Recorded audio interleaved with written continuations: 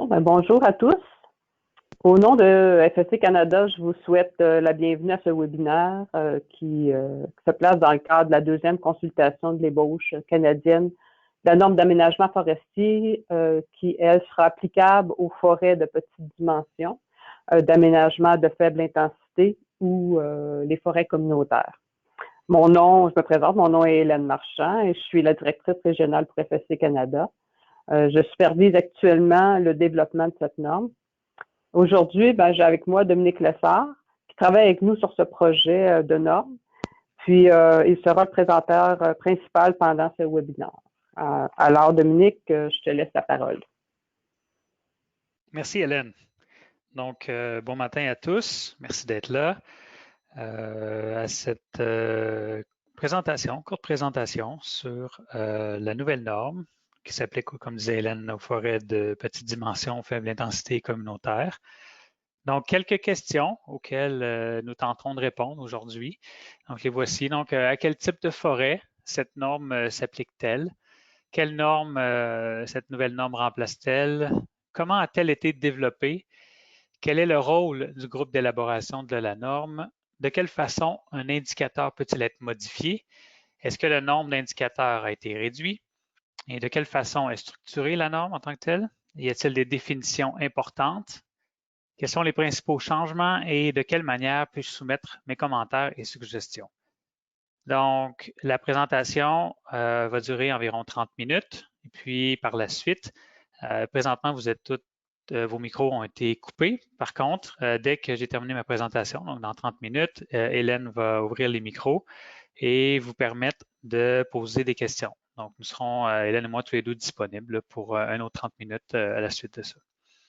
Si jamais vous voulez utiliser le chat box, la fonction du chat, ou aussi une fonction question dans le logiciel, vous pouvez le faire. Et puis, donc, là, à la fin de la présentation, on utilisera cet outil-là pour répondre à vos questions.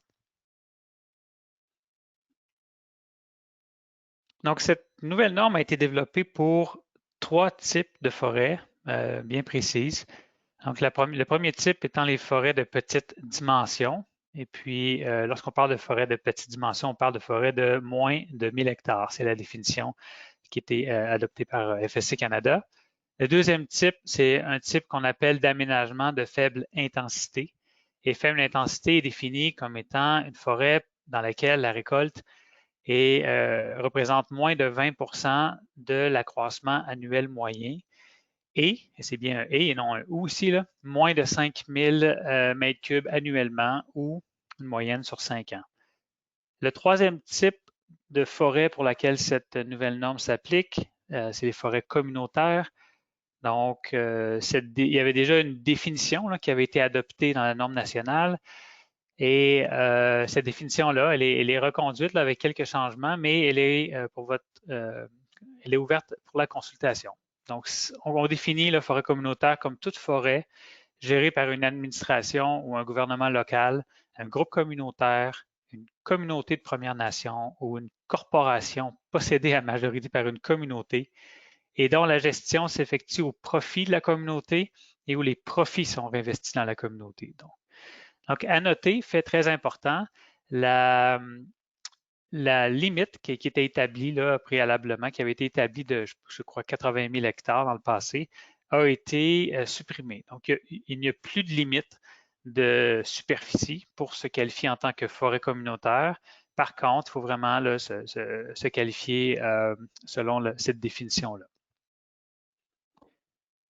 Petite note, il n'y a rien qui empêche une forêt communautaire d'être de petite dimension, puis il n'y a rien non plus qui empêche une forêt communautaire d'être de faible intensité. Donc, il se peut qu'une forêt se qualifie dans deux de ces 3 catégories-là ou vice-versa. Donc, important à noter. Combien y a-t-il de certificats à l'heure actuelle? C'est un peu pour vous donner le portrait. À l'heure actuelle, donc, il y a 6 certificats de groupe en date d'avril 2020, 3 au Québec, 2 en Ontario, 1 en Nouvelle-Écosse, pour un total de 680 000 hectares au Canada et environ, je dirais, 10 000 membres. Quand je dis membres, je parle bien sûr principalement de propriétaires de l'eau boisée privée. Dans ces certificats de groupe-là sont inclus parfois des forêts communautaires. Puis, on parle ici de forêts municipales principalement, aussi donc les TPI, comme on dit. C'est le principal type de forêt communautaire, mais il y a aussi des forêts en estrie là, qui sont pas des forêts nécessairement municipales, mais possédées par des ONG communautaires. À cela s'ajoutent 4 forêts communautaires qui sont certifiées par eux-mêmes, là, pas dans un groupe. 2 en Colombie-Britannique, 2 en Ontario. Et ce qui est intéressant ici, c'est que l'écart de superficie est immense, c'est la différence. Donc, la plus petite forêt faisant près de 2000 hectares et la plus grande, presque 100 000 hectares. Donc, on voit qu'il y a une très grande diversité dans le type de forêt. Cette nouvelle norme, donc, va s'appliquer à l'ensemble du pays. Et peu importe la province, peu importe le type de forêt, peu importe la région. Donc, elle va remplacer 3 normes qui étaient la norme de Colombie-Britannique pour les petits exploitants, la norme Grand Lac-Saint-Laurent et la norme maritime pour les petits exploitants aussi. Donc, une fois que cette norme-là sera approuvée, c'est les mêmes exigences qui s'appliquent à travers le pays. Petit mot sur comment cette norme a été développée parce que ça fait longtemps qu'FSC Canada y travaille. Pour bien comprendre, il faut remonter à presque 6 ou 7 ans lorsque la norme nationale, le développement de la norme nationale a débuté.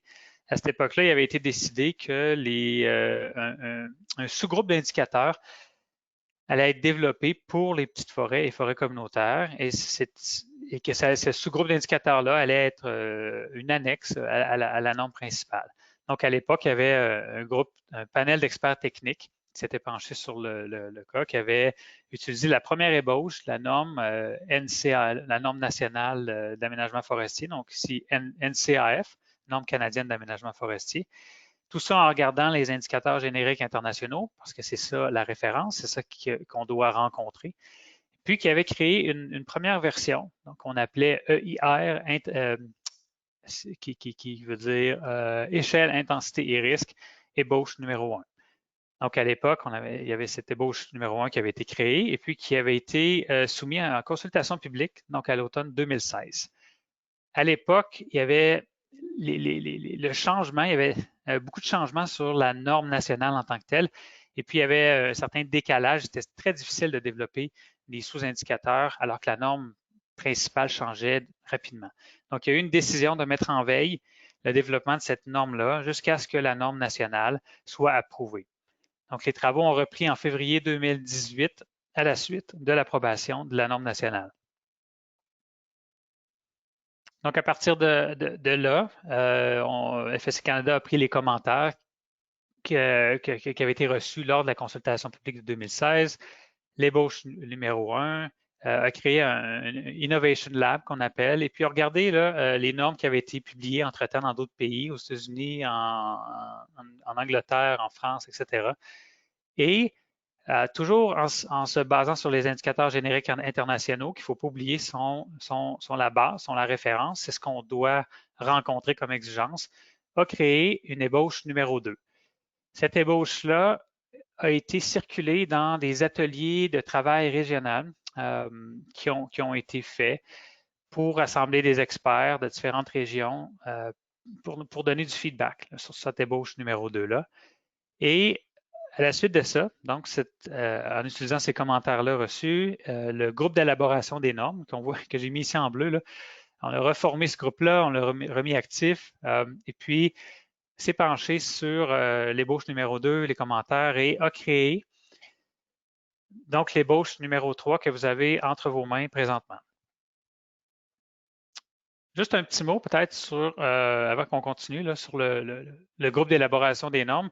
Souvent, son rôle, sa composition est un petit peu méconnu. Donc, je tiens à souligner l'engagement de ces gens-là, puis aussi de vous les présenter pour que si vous avez des revendications ou des choses que vous voulez mettre à l'agenda, vous pouvez toujours contacter ces gens-là. Donc, dans la Chambre autochtone, il y a Peggy Smith et Chris Craig. La Chambre sociale, Solange Nadeau et Nicolas Blanchet. La Chambre économique, Chris McDonald et Brenda Hopkins. Et la Chambre environnementale, il y a Dave Pierce. Et il y a un poste vacant, mais par contre qui est occupé là, à l'intérim par Cliff Wallace, qui était l'ancien qui siégeait à ce poste-là, mais il le fait de façon très, très généreuse, de façon à l'intérim, jusqu'en attendant qu'on trouve quelqu'un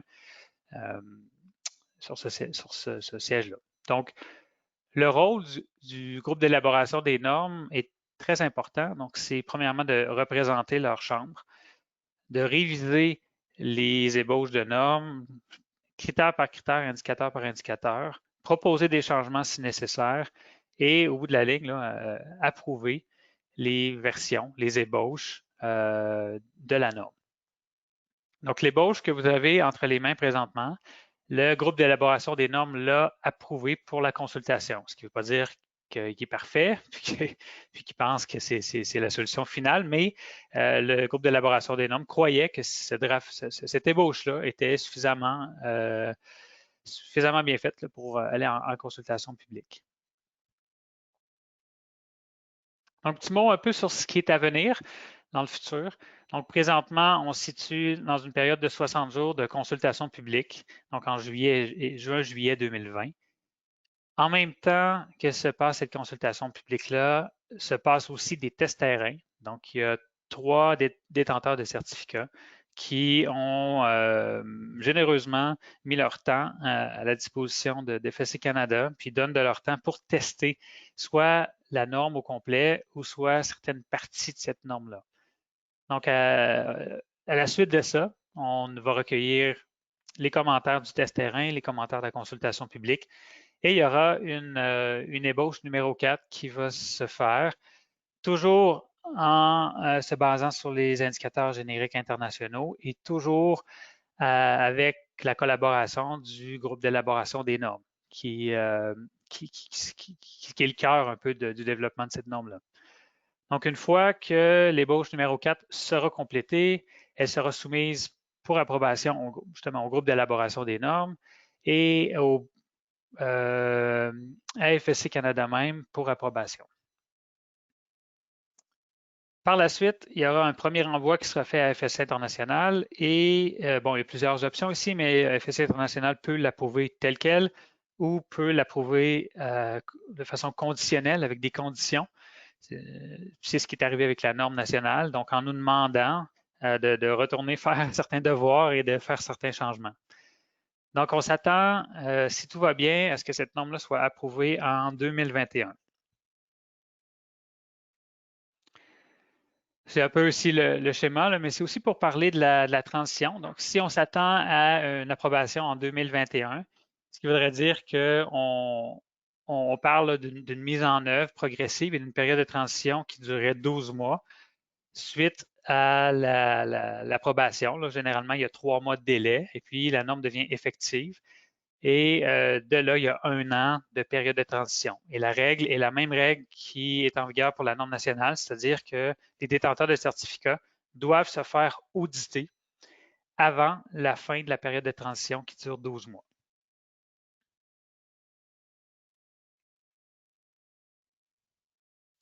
De quelle façon un indicateur peut-il être modifié? Donc, il n'est pas trop tard. La version que vous avez entre les mains, c'est la version 3.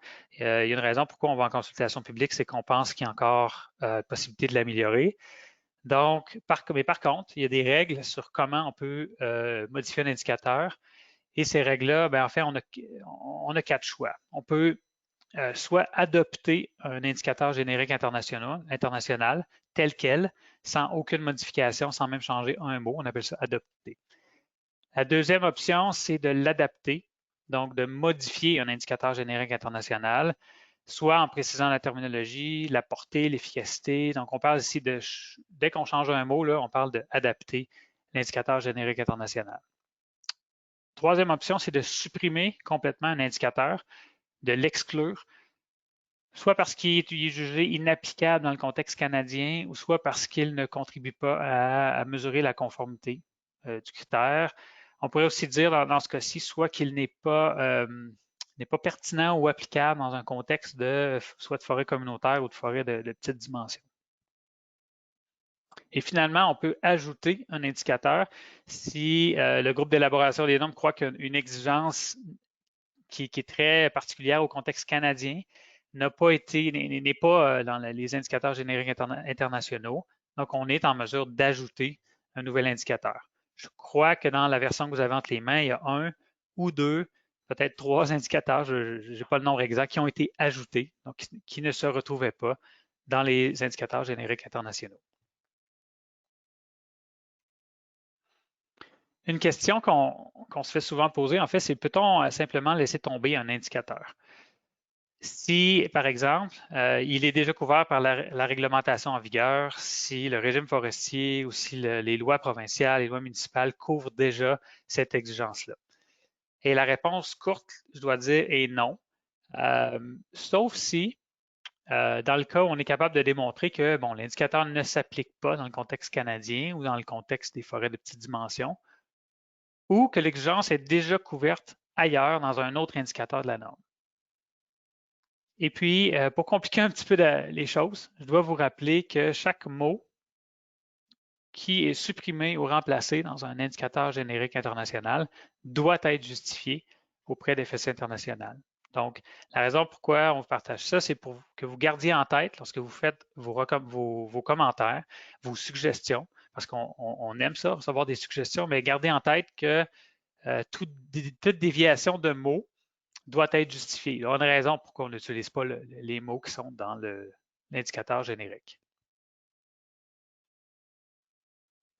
Petit graphique un peu pour démontrer un peu le travail qui a été fait de simplification ou de réduction du nombre d'indicateurs. Donc, on voit ici en jaune et en gris là, les exigences pour les forêts communautaires et les exigences de forêts de petite dimension. Et ce qu'on peut voir, c'est, bon, excusez-moi, le PDAFI en haut à droite, ça veut dire petite dimension et aménagement forestier de faible intensité. Donc, c'est vraiment pour les petits producteurs et communautaire, community en gris.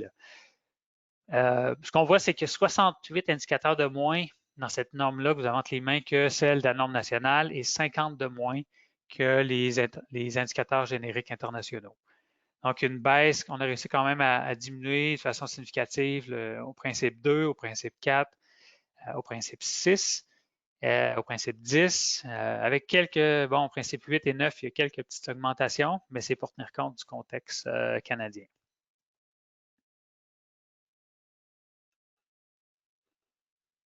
Comment la norme est-elle structurée? Bien, il y a quelque chose de spécifique à cette norme-là qu'il n'y a pas dans la norme nationale, c'est que parfois, il y a des exigences qui ne s'appliquent seulement qu'aux forêts qu'on appelle PDAFI, les petites dimensions, et des exigences qui ne s'appliquent que seulement aux forêts communautaires. Donc, dans ce cas-là, ça c'est un exemple, c'est un copier-coller, un extrait de la norme. Vous allez rendre compte qu'on a utilisé en vert, là, on a mis en vert ce qui s'appelle pour vraiment spécifier ce qui est applicable au PDAFI et en rouge, là, ce qui est applicable aux forêts communautaires. Dans le cas où il n'y a aucune mention, comme à 1.6.4, ça signifie que l'exigence est applicable aux deux types de forêts ou aux trois types de forêts, je devrais dire. Quelques définitions importantes que Hélène et moi on croyait qui sont en fait cruciales dans la compréhension de la norme. Je crois qu'on en a deux là, qui sont vraiment cruciales, mais d'abord peut-être un petit mot pour dire que tout mot dans la norme que vous avez qui est en italique et qui est suivi d'un astérix est défini dans le glossaire. Donc, je vous invite fortement à aller lire ce glossaire-là. C'est un peu, c'est le nerf de la guerre, c'est-à-dire que les définitions sont importantes, puis ont une grande influence sur le sens de l'indicateur.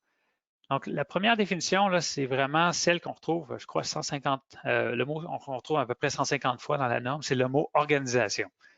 Puis, bien sûr que c'est l'entité qui détient ou demande la certification, mais par contre, à faire attention, cette organisation-là est parfois une entité qu'on crée, j'appelle ça une entité presque vide, qui peut même ne pas avoir d'employés, qui n'a pas vraiment d'activité, mais qui est là juste pour détenir le certificat.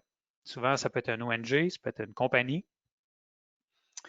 Donc, faire attention quand l'indicateur dit l'organisation, ça ne s'applique pas seulement aux activités de cette organisation-là, mais à toutes les activités qui ont lieu dans l'unité d'aménagement.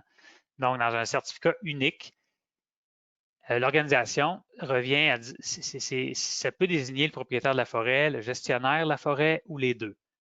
Alors que dans un certificat de groupe, l'organisation désigne tous les intervenants participant aux activités d'aménagement forestier. Donc, le propriétaire est inclus dans le mot organisation s'il fait des travaux sur son lot. Le groupement forestier est inclus là-dedans. Donc, quiconque, même le sous-traitant ou l'entrepreneur forestier, donc quiconque fait des travaux d'aménagement forestier sur le lot ou sur l'UAF, comme on dit, et constitue l'organisation dans la norme. Le deuxième mot qu'on voulait mettre l'emphase, c'est le mot travailleur. Donc, souvent dans la norme, vous allez rencontrer le mot travailleur et il a été clairement défini comme toute personne employée par l'organisation. Donc, employé, donc dès que quelqu'un est payé, qu'il soit saisonnier, temps partiel, payé par l'entrepreneur, payé par le propriétaire, payé par un groupement, dès qu'une personne est payée et travaille sur l'unité d'aménagement ou le lot, il rencontre la définition de travailleur.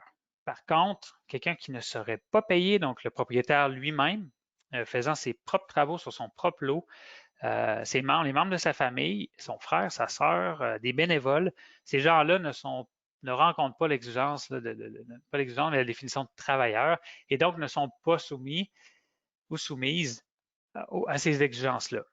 Et vous allez noter dans la norme, vous allez voir que lorsqu'on voulait que l'exigence s'applique aux membres de la famille, aux propriétaires, aux bénévoles, on l'a spécifié très clairement.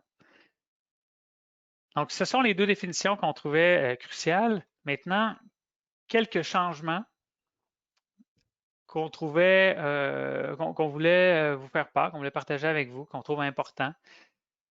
On en a 3. Donc, le premier se rapporte au processus de résolution des différends. Donc, dans la version de la norme que vous avez entre les mains, il y a 2 options qui vous sont présentées. La première, c'est que les exigences en matière de résolution des différends sont incluses dans 4 différents critères. Donc, 1.6, 2.6, 4.6 et 7.6. Donc, c'est exactement comme dans la norme nationale, donc à 4 différents endroits. L'option numéro 2, on a fait un exercice où on a amalgamé ou aggloméré toutes les exigences en matière de résolution des différends, puis on les a incluses sous 1.6. Ce que ça crée beaucoup moins d'indicateurs. Par contre, ça crée un critère 1.6 qui est quand même un peu plus complexe. Donc, ce qu'on vous demande, et de façon très explicite dans le formulaire de commentaires, c'est quelle option vous préférez. Préférez-vous avoir une certaine répétition, avoir les exigences dans différents critères, ou vous préférez la version agglomérée sous un seul critère? Et peut-être un petit mot, je ne crois pas qu'il y en a une qui est meilleure que l'autre. Il y a juste certains peut-être avantages, désavantages dans chacune des options, mais on voudrait savoir laquelle est l'option préférée des utilisateurs. Le deuxième changement se rapporte au consentement libre et éclairé pour les forêts de petite dimension et faible intensité, donc l'indicateur 324. L'option d'obtenir un consentement pour chacune des activités d'aménagement en terre privée, je ne devrais pas dire n'est techniquement pas vraiment envisageable. Donc, c'est un peu le commentaire qu'on a reçu lors de nos workshops régionaux et de la part des détenteurs de certificats et de la part des membres de Premières Nations, c'est-à-dire qu'il y a presque 10 000 propriétaires de l'eau qui sont certifiés à travers le pays. Ce n'est pas tous les propriétaires qui font des travaux à chaque année, mais c'est impensable et de la part du détenteur de certificat et de la part de la Première Nation de donner des consentements sur les plans d'aménagement de tous ces lots-là et de tous ces travaux-là à la pièce.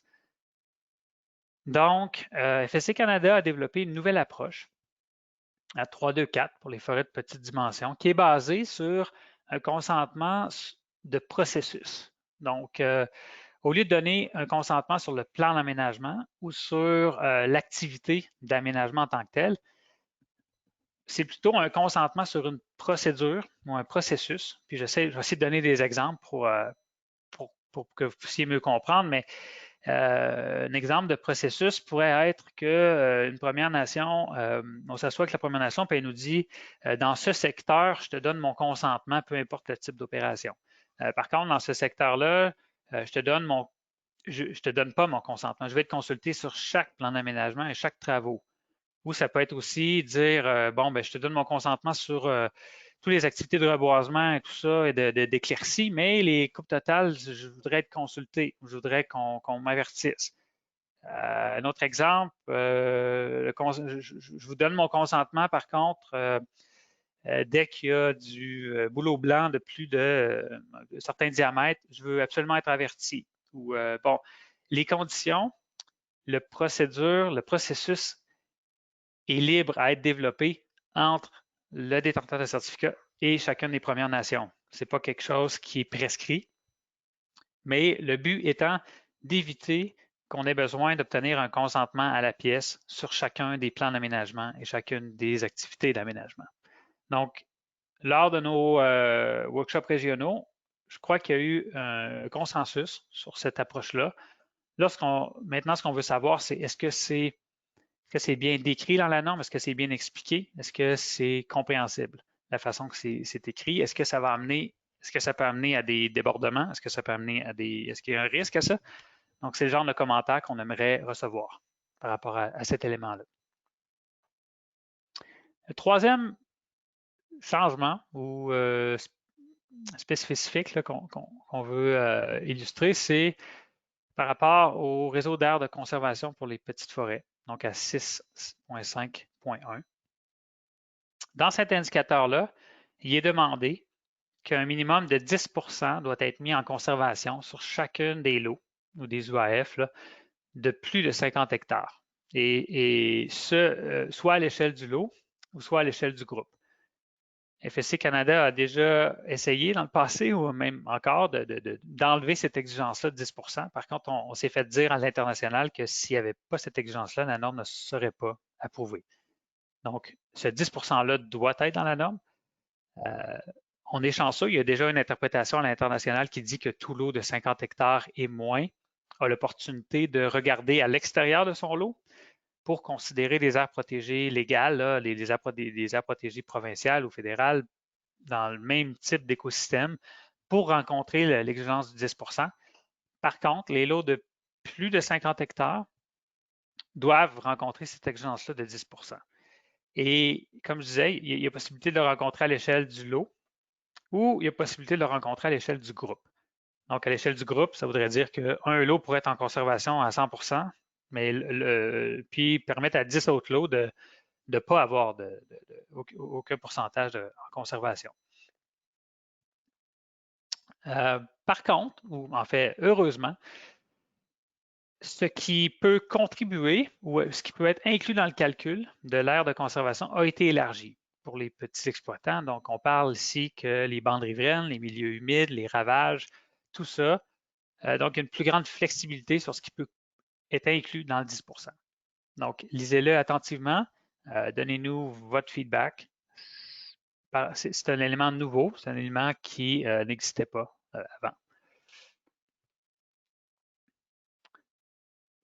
Donc, ça fait pas mal le tour de ce qu'on voulait vous présenter. Comment soumettre mes commentaires, suggestions? Ben, première étape, c'est de télécharger une copie des indicateurs génériques internationaux qui sont disponibles à l'adresse que j'ai mis ici. C'est la référence, c'est ce qui doit être rencontré comme exigence. Ensuite de ça, vous pouvez télécharger l'ébauche 3 de la norme sur le site web de FSC Canada. Et il y a aussi un formulaire de commentaires en français et en anglais qu'on vous demande en fait de retourner à Hélène Marchand avant le 26 juillet 2020. Donc, je vous remercie. Et Hélène, si tu peux peut-être ouvrir les micros pour permettre les questions. Oui. J'ai regardé la boîte de questions. Pour l'instant, il n'y a aucune question. Là, je cherche le bon scan partage. Voyons.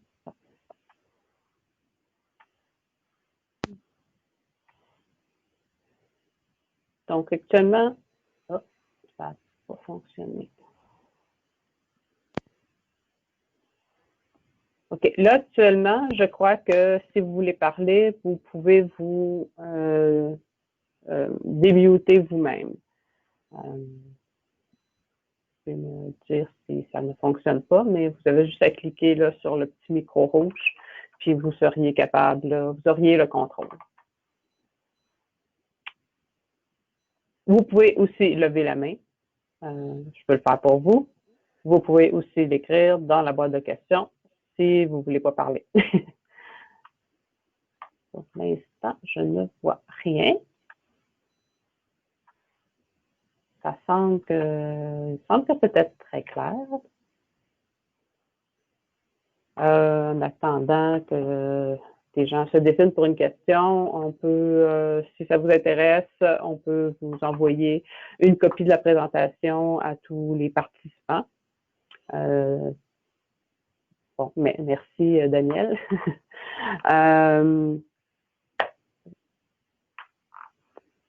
Donc, il y a un petit message, Dominique. Il me semble que... question. Oui, ok, ça c'est ce que je viens de voir. Donc, on écrit que la question était claire. La présentation était claire. Donc, bon, en fait, il n'y a pas vraiment de questions. Moi, je tiens à remercier tous les participants. J'espère que si jamais il y a des questions qui vous viennent plus tard, pas de problème, vous pouvez nous contacter, moi ou Dominique ou même Viviane. Peut-être que tu peux mettre la dernière slide, Dominique, pour montrer nos adresses courriel. Donc, vous pouvez nous contacter là, à ces adresses-là. Ça va nous faire plaisir de vous répondre. J'espère que vous allez participer en grand nombre. Vos commentaires sont vraiment importants. Comme Dominique le mentionnait, des exemples pour nous, c'est super important. Quand vous dites ça marche pas, donnez des exemples. On a besoin de voir vraiment sur le terrain c'est quoi que ça a l'air. On va avoir, oui, quelques exemples, des essais terrain, mais pas dans tout. On ne peut pas couvrir toutes les situations possibles et imaginables. Donc, vos exemples sont très utiles et vos propositions aussi seraient très utiles. Veux-tu rajouter quelque chose, Dominique? Non, merci Hélène, ça fait le tour. Puis juste peut-être dire que ben on a des auditeurs d'expérience qui sont en train de faire ce test-là avec des détenteurs de certificats qui offrent généreusement leur temps. Donc, je voudrais peut-être juste les remercier parce qu'il y a des gens présentement, pendant qu'on parle, qui sont en train de tester cette norme-là de façon... ça prend du temps. C'est se faire auditer de façon bénévole, finalement, pour contribuer à cette norme-là. Donc, j'ai personnellement bien hâte de voir les résultats de ces tests-là. Mais comme tu dis, c'est seulement un petit échantillonnage. Puis il y a des gens à travers le pays là, on pourrait s'inspirer aussi de vos commentaires là, à travers le pays. Et après la fin de la période de consultation et des essais terrain, ben, il y aura un aperçu là, du type de commentaires qu'on a reçu. Il devrait y avoir un rapport qui va sortir là, dans les mois qui suivent. Donc, s'il n'y a pas d'autres questions, ben, je vous remercie tous de votre présence, de votre participation. Et ben, on se souhaite à la prochaine. Merci, au revoir.